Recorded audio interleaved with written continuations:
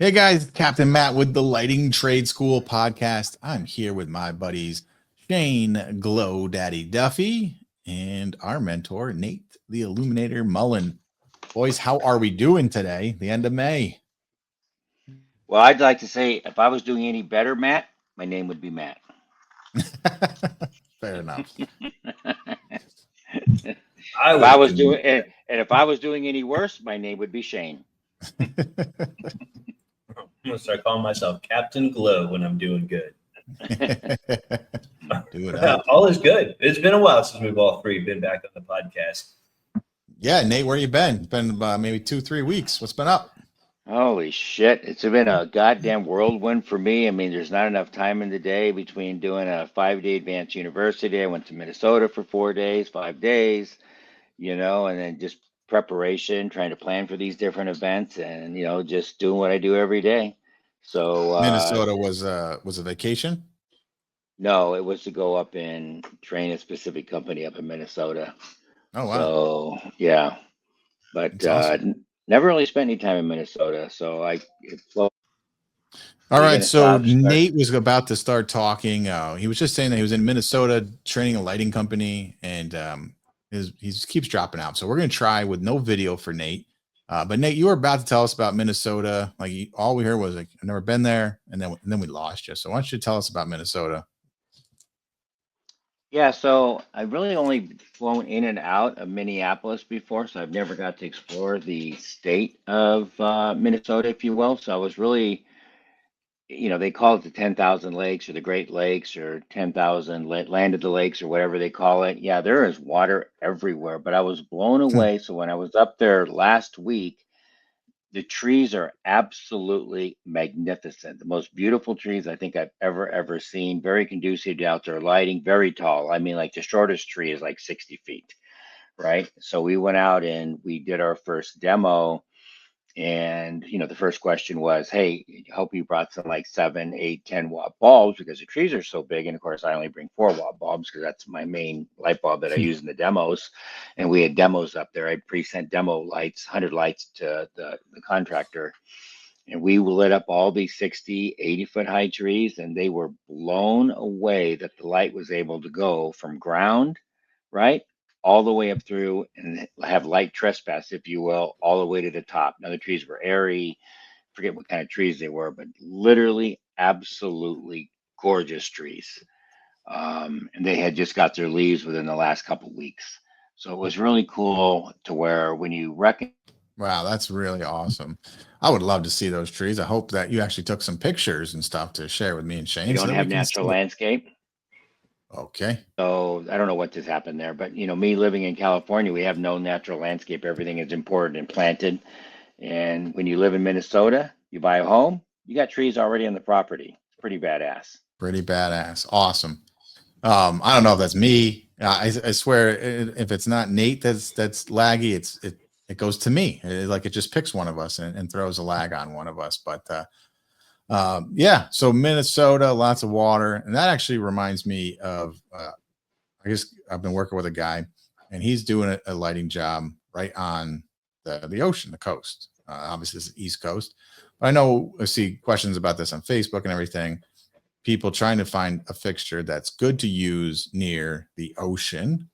And mainly, I was talking to this individual, and he didn't want to use our copper enhancer nines, our badass area lights, what some people call path lights, because they were made of copper. And he said, look, man, I've been going around.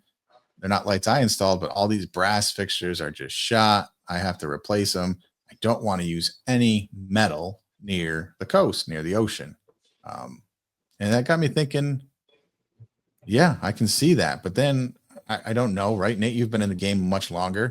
Or Shane, I know you don't deal with the coast either, but why would do we want to use copper near the ocean, Nate? Or is that just going to do the same exact thing that these fixtures are that he's pulling out? What a great question. So, I call that really harsh environment because, the fixtures, they, depending on where you want to put them across the United States, they live in a harsh environment. And arguably, the ocean is the most harshest environment that they're going to live in. So, one of the big issues, which, as both of you know, and probably maybe the audience knows or not, when I owned Unique Lighting, basically every fixture we made was cast brass, right? So obviously we dealt with, I mean, hundreds of thousands of fixtures that were put on the coast to coast. I made a decision not to do anything cast brass in this new company because brass is typically 85% copper, 15% zinc. And that's a decent ratio, but when everything's made in China, which that's, I don't think there's one cast brass fixture made in the United States, so everything's made in China, and China does what China does. Then they change the recipe and they go 60% copper, 40% zinc, and what happens? It's called zincification, and through salt, right, which obviously salt air, through harsh environment, through conditions, it could be fertilizer, could be bird crapping on them, it could be all of the above, right? The cast brass will crack, cast brass will deteriorate.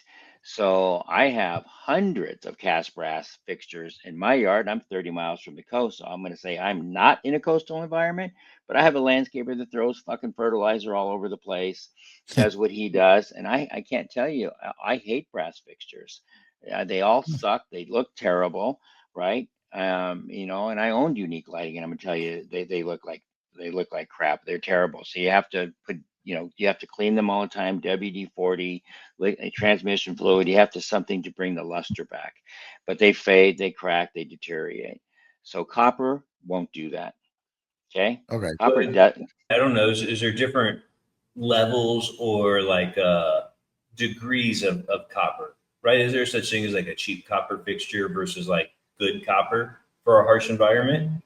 Yeah, what a great question, Shane. So, yeah, there are different degrees of copper. So I use pure 99.9% pure copper, and you can use copper that is, I'm going to call it spent copper, to where a lot of times guys will use the shavings from the copper and do different things, and then they try to make things out of spent copper. But yeah, you can definitely get different degrees of copper, right? Depends on the mine, the ore, and all that stuff, because obviously it's extracted from the earth, and you can have, it's like gold, right? You can have 14 karat gold, 12 karat gold, 20 karat gold. So there's degrees of gold, there's degrees of diamonds, and of course there's degrees of copper. So I use 99.9% pure copper. Never heard of 100% pure. I don't know if that's been possible, right?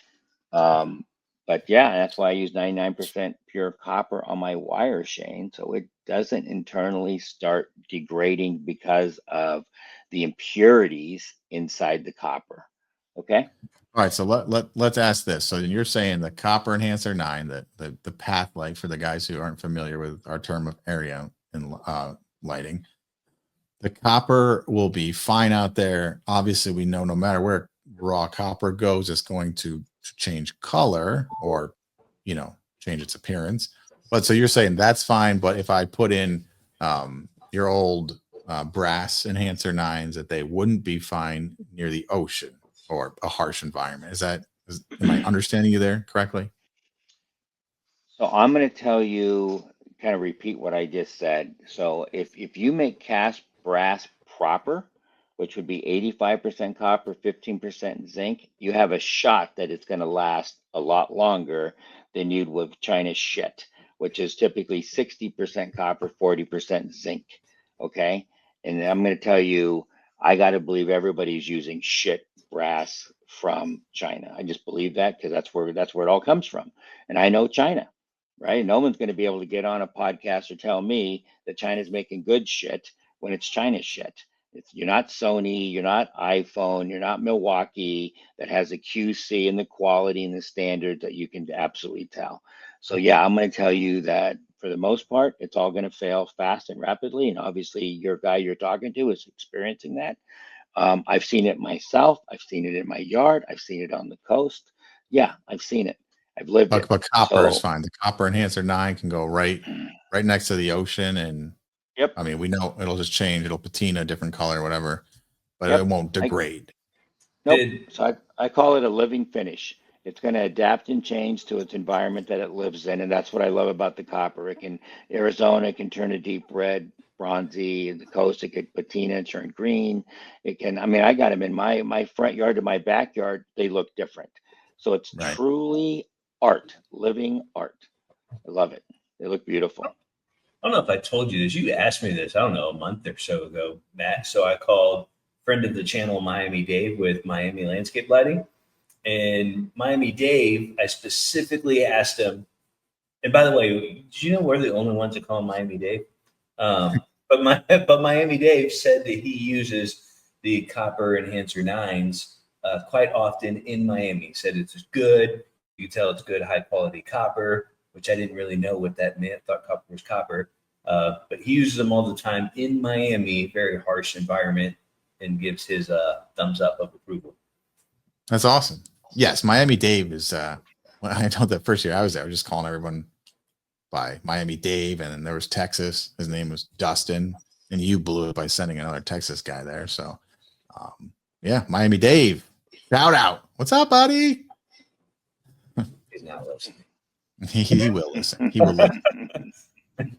All right, good question. So Nate, just to kind of curveball, it is like, let's say if there's a home on the lake, obviously it's not salt water. You probably don't have or wouldn't consider it a harsh environment, but is there anything to like in particular look out for on like a really nice home on a lake? So before I answer that, I want to just circle back because, going into being in Minnesota last week, and it didn't really dawn on me. And I'm talking about, obviously, I don't put a lot of, lights in snow. So they get, moderate snow up there. I don't think they get the deep 5 foot, 10 foot snow that a lot of states get. But in talking with him in his harsh environment, because everybody's got their environment they live in, they salt their roads. And I'm like, holy shit, of course, they're going to salt your road. So they don't live near the ocean, but they have the same type of issues with salt, right? The snow starts melting. There's salt going everywhere. There's salt drain off. They get high winds. I was back there. Jesus Christ. You had to have Arctic gear on, right? Went from changing beautiful day. The next day it was raining and pouring and windy. It was like, this sucks, right? And the wind's blowing the water all over the place. So yeah, you don't have to live on the ocean to have, deterioration of your fixtures when you have salt being put on the ground and the roads and the highways and different things, right? That's a great point. So 'Cause we have that here in New York, and the bottom of our pants, right? When you go out for the day, when you come back home, you can see the bottom of your pants. You can see this little white line creeping up your pants, and it's from the salt on the ground. And when you take your shoes off at the front door and you put them on the mat, that whole mat or that whole carpet just turns like this white ashy color from all the salt. I never even thought about it being harsh. Minnesota in particular, don't they have purple rain? I don't know if that's a joke that I don't get. Right? It was a Prince joke, right? Didn't Prince make the song Purple Rain, and he's from the Twin Cities? Everyone loves Prince. Certainly you had to meet a Prince lover when you were there in Minnesota. No, I never really liked Prince. So but he was like the governor of Minnesota. Yeah, I never knew that. All right, fun I never knew that. So conditions, you got to know their conditions where you live, right? Fertilizers, birds, animals, deers, dogs, basketball, kids, right? I mean, everything has environment, everything has harsh environment, so you really got to adapt. But lakes, so, that's really an interesting question. I mean, so lakes, I don't think there's really, probably the only thing that, you really have. Well, I would say lakes, at least in my area, like it gets super muggy in the summer, and there's a shite ton of bugs, and light attracts bugs. It's like I've had customers with a house in San Antonio and a lake house out, an hour or so north where there's a big lake. They don't want lights because they don't want to attract more bugs. Well, I would never assume. I guess you can make the connection, water and bugs. I make the connection. I've been all over the United States and bugs are everywhere. Whether there's water or not, seems like there's bugs. So I think bugs are a massive problem, right? Everywhere. So yeah, I mean, everybody knows that it's logical for whatever reason. Bugs are attracted to the light. They like the heat of the light bulb, but they're attracted by light. I mean, we all know that if you all of a sudden you have lights on the inside of your home, or you turn your porch lights on, instantly those lights are a magnet to those bugs. So, and just use common sense now. When you say a porch light's usually at around 6 foot 8 inches tall, so there's always bugs there. Well, if that light was at 10 feet or 12 feet, well, the bugs would be at 10 or 12 feet. So obviously, where you put the light bulb in relationship maybe to a sitting area, height, wherever, yeah, those bugs could be attracted to the lights. So we can, as a lighting guy, we can position them accordingly. Now, the other thing you can do is, I'm a fan of 20, especially on bistro lighting and stuff, but there's a place for 2200 Kelvin, 2300 Kelvin fixtures. And whatever reason, when those lights are more of a yellow or an amber glow, they have less attraction to the bugs, and that's factual. The other thing that we do is we install a lot of Polynesian tiki type torches that are light coming out of the bottom, which we use an amber light, and then the flame up on top, and you put citronella fluid in it. That really has a tendency to keep bugs away. So that's really nice to be able to do that. Let me ask the you other this thing. thing, I was talking to somebody, and they have a, what's called about 300 feet in the backyard, but up at the front, 50, 60 feet, let's say, they got a cabana and their hot tub and all this stuff. They have a lot, live in Florida, so lots of bugs and everything. They have no lanai. My question to him was, and I'll ask you, well, if we light the rest of the property where you're not really hanging out, chilling, obviously we want to light that, but would lighting the rest of the property help disperse the bugs like in that situation, or are they still just going to be only in the hangout type area? I mean, I don't know if there's a rule on bugs. I mean, the bugs get attracted to the lights. So common sense would tell you if there's lights over there, but bugs also get attracted to people, right? They just do for whatever reason, right? Maybe it's activity, maybe it's they're drinking a glass of wine, a cocktail, I don't know. So, that would just be, I would never want to give somebody advice on that because I don't want to give them the wrong advice. So I don't know. What I about know that. lighting the part where they don't sit and totally leaving where they sit dark? Well, again, I mean, that's what I said about putting lights up at high on your back porch. Lights, the bugs are going to go at 12 feet if your light was above your head at 12 feet. So yes, that does apply. But maybe when they're drinking a glass of wine, the bugs are attracted to the wine and not the lights. I don't know that Sure. answer. I would Yeah. just be careful on that. But I did want to share this, Shane, when you brought up the lake. The one thing I was going to mention on docks when I learned up there in Minnesota, or Minneapolis, we're in the suburbs of Minneapolis, that because of the lakes freeze, they have to remove the docks. So we were coming up with a strategy of how do you light the docks, right? Because the docks all get taken out of the water. Well, I never really knew that before. I've So we been came up begging with, you for this for freaking years. so yeah, you know. Yes. So, well, then I should have told you the same answer I told them. I would just use my quick disconnects that we use for the Houdinis and for the Oz's and stuff for the battery operated demo kits. I would just use a quick disconnect, right? To where you can unplug and plug in, right? And now it's just a quick disconnect, right? Done. Wouldn't the Right. And water, then what happens if it raises up and that quick connect is underwater? Wouldn't that, at least create wicking and moisture migration? Certainly, you'd unplug the power supply, right? Disconnect it from the home run. yeah, you just disconnect. Not when they go underwater. No. But the home run, the attachment is not under the, it's out of the water, a part of the boardwalk, part of the whatever the attachment is, right? They have to be attached to land somehow, right? There's an anchoring system somewhere on shore. There's something.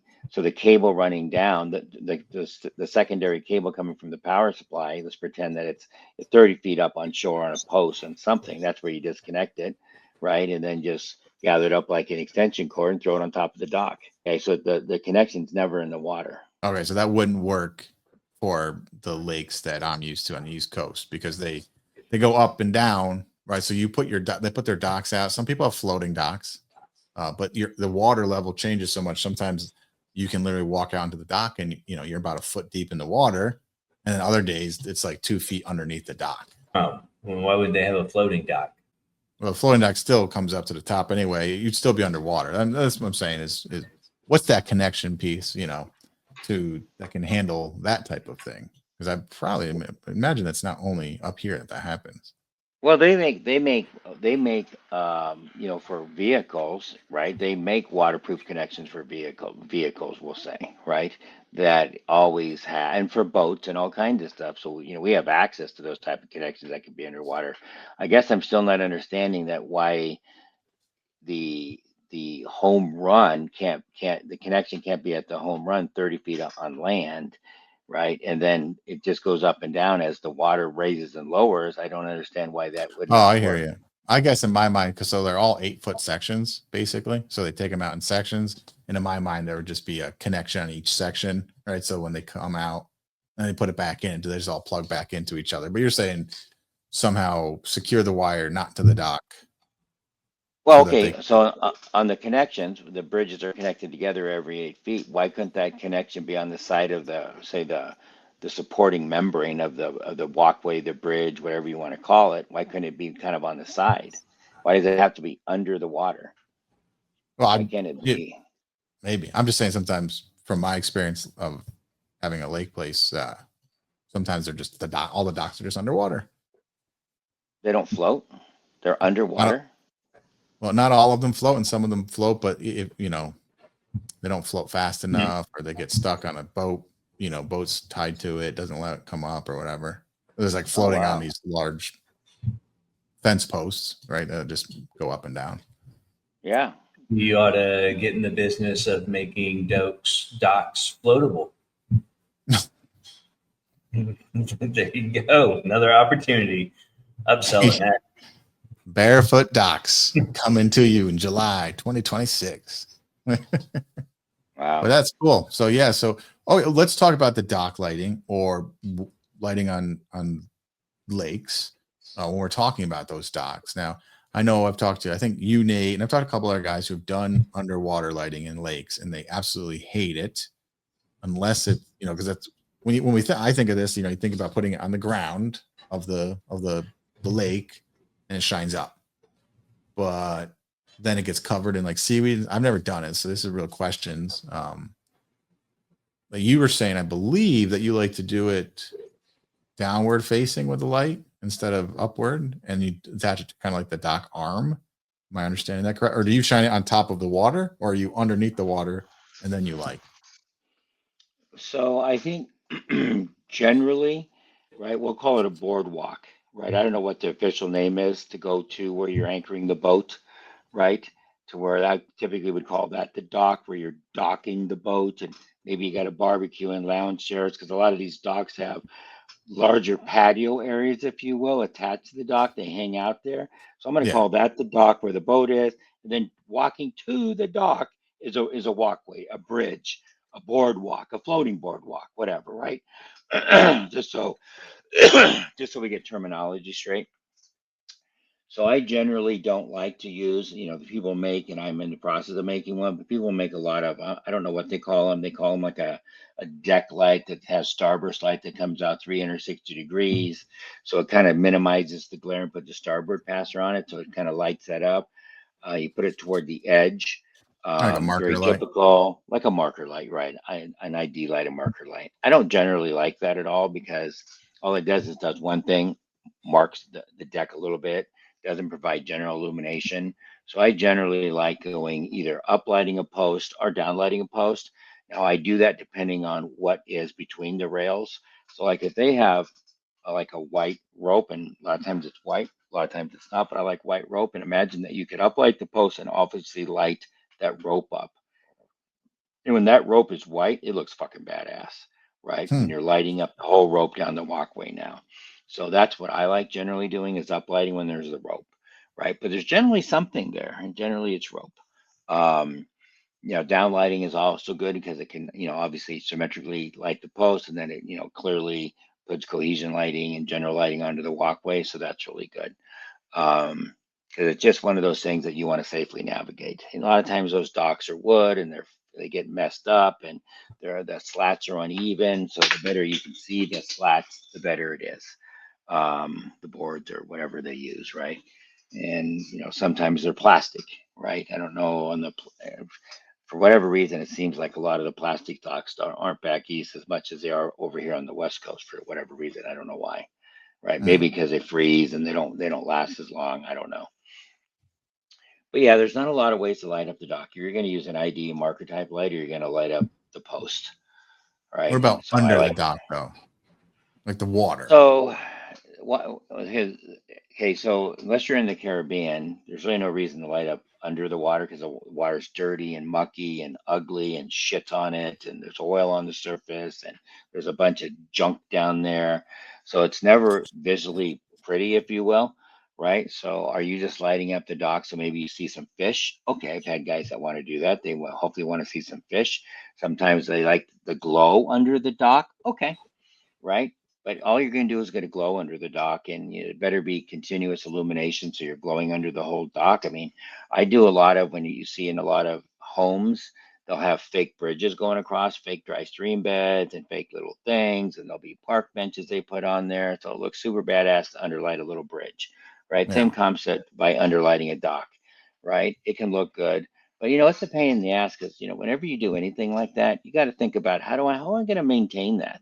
Hey, how do I even install it? How do I maintain it? And then you get a bunch of shit on the lenses. So even though, so now you get debris and all the filth that gets attracted to the lenses underneath the lighting on the dock. So it's a real maintenance problem. So, and I'm always sharing that. And the last thing my guy wants to do, even if the homeowner said, I don't care. I have unlimited money. I don't give a shit if you guys scuba dive in there every week. Think my guy wants to go up there and go in that filth, right? And the water's cold. And he's got to go under there and clean the stuff. No, so it's a maintenance nightmare, you know. So I try to shy away from things like that when I know it's a maintenance nightmare, or a lightmare would be a better word, right? So, But in but we have. Florida, right, it's almost a mandatory thing, right? You see it, everybody wants it, and they have pretty water down in Florida, right? And so I guess the question is, but so it sounds like, okay, if you're on the ground of the water coming up, maintenance nightmare. What if you were on, yeah, but if you're above the water shining down, and then it's just a glare issue? Yes? Question mark? So obviously the glare is always a problem when you're above lighting and there's water involved, right? Now the good news is if you're going to put the light on the post, right? The light is only going out 180 degrees, so it's not going backward, right? So it's going to be really minimized as glare, right? So I don't think I've ever worried about glare in that regard because the post is blocking it. All right. And you're only using small wattage lamps, like 1 watt, right? Even though wattage doesn't really play into it because you're still going to get glare from 1 watt bulb. But yeah, so I've never really been concerned about that. All right. Okay. Got it. Cool. But yeah, no, you're right there. It's very traditional in the Florida areas. But anyway, you also Cool. got a thing on the coast in Florida too. You got to worry about the turtles, right? So you Yes. can't use white light, right, because of the turtles. So you got to be concerned about the turtles. Yeah, That's it's just a like color lamp. 2200 or something, right? Yeah. Yeah, Cool. it's just a color lamp. Yeah. Awesome. Hmm. All right. I mean, that's all I know I've asked some genuine questions because I get to talk to guys and everything. So it's cool to hear those answers. Shane, you got anything else to add to this conversation or questions to ask? No, not really. I mean, 'cause I don't really do docks. We don't really have lakes with docks right up by the home, super close by. So I'm just kind of learning here, listening to you guys chitter chatter. Yeah, because some of your Glow Geeks guys are gonna definitely have this, and you're gonna need to know We're the gonna have to figure it out one day. answer. Absolutely. All right. Well, So Nate, it was great to hear. Oh, there you go. well, Go ahead. I was just gonna add that the thing that's very appealing about docks, right? And I say it's opportunity, right? Because and I hate asking homeowners, hey, wouldn't it be cool if we light up your dock? You can cruise out there at night. Homeowner might say, I never cruise out there at night, right? Right.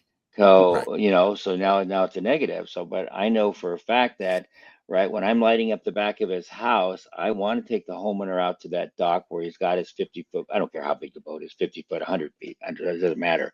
But boy, when you can be out on the dock, looking back toward the home, you know, because now you've got distance involved. You see your home in a whole new light. Like, holy fuck, my house looks badass, and that's my estate. That's my home, and you have pride of ownership, and all that comes into play. And now you're like, shit, isn't this a bitchin' hangout spot now? Because I'm able to view my house, right? Because a lot of Yeah. times, you know, they don't have their home lit, they don't have their backyard lit. They may have the worst lighting on their dock. Maybe they have no lighting on their dock. The other thing that we've done now, depending, especially if in Florida, I'm going to get back to, you know, now, you know, besides the navigation, the safety aspect of how am I going to light the dock on the boardwalk, it's, you know, usually want an entrance point and an exit point, depending if you're coming or going. So we'll put Polynesians. We'll take our Polynesian, which is a tiki light. We'll take the stem off. I'll mount it on rigid. I'll mount it on rigid nipples. I'll mount it directly to the supporting member of the dock, which is usually 5 or 6 inch round logs, right, or 8 inch round logs. I'll mount it right to the top. So now I got tiki lights at the entrance and at the exit, and it looks so goddamn badass, right? So we'll make it more of a theme, especially if it has the rope, and then lighting up the rope is badass.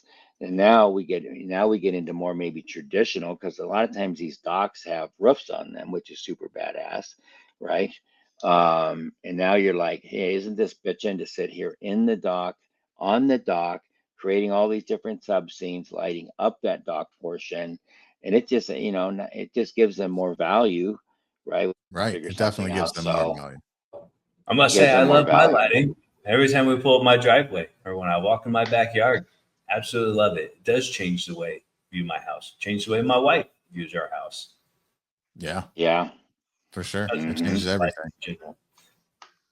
Yeah, you know, it changes everything. So anyway, so besides lighting the dock, I'm not looking, the dock is easy to light, navigation and all that, but it's all the other things that are going to add value to the homeowner, how he approaches his home, how he views his home, right? Hanging out at his home.